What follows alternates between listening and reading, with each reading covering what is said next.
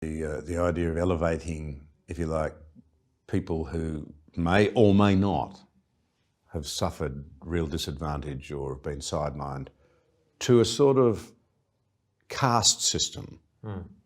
And with intersectionality, you can add on to it if you have other characteristics,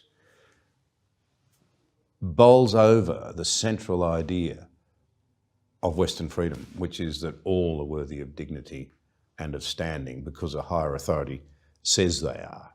But we mock that idea completely. We haven't found a substitute for valuing one another that's workable.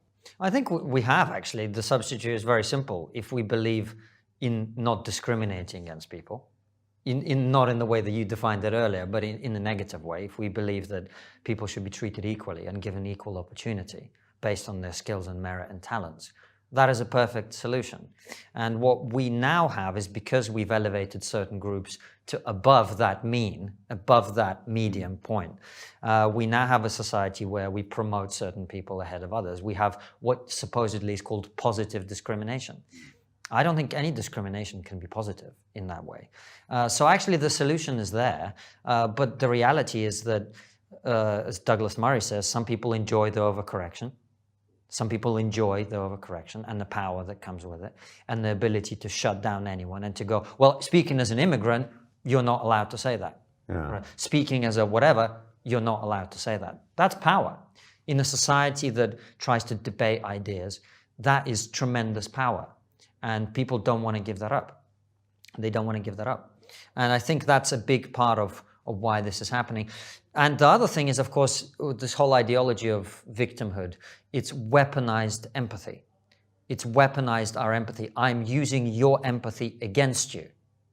Because if I say, well, look, as a blah, blah, blah, I've been oppressed for 50 years, you empathize with that. Right. As a human being, you naturally empathize. So anything I then tack onto that, I've been discriminated against, therefore we must now overturn capitalism.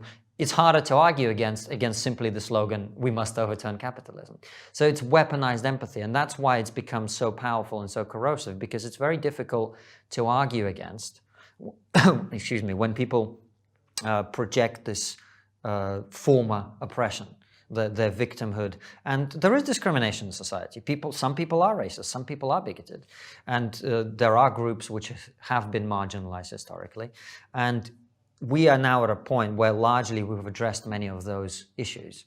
But the industries that they have created around those, career feminism, career whatever else it is, those people are never going to give it up. If you've got a successful career as a TV feminist, you're not going to give it up. Yeah. You're not going to go, oh, look, the gender pay gap is pretty much closed, and in fact, women under 40 are out earning men. You're not going to want to hear that. You're not going to want to spread that. You're going to find another thing. If your status and your power are derived from being a victim, yeah, you have a great incentive to remain a victim. You must remain a victim. You don't want your victimhood resolved. Absolutely. Yeah. Why would you want to give up your power? Yeah. No one wants to.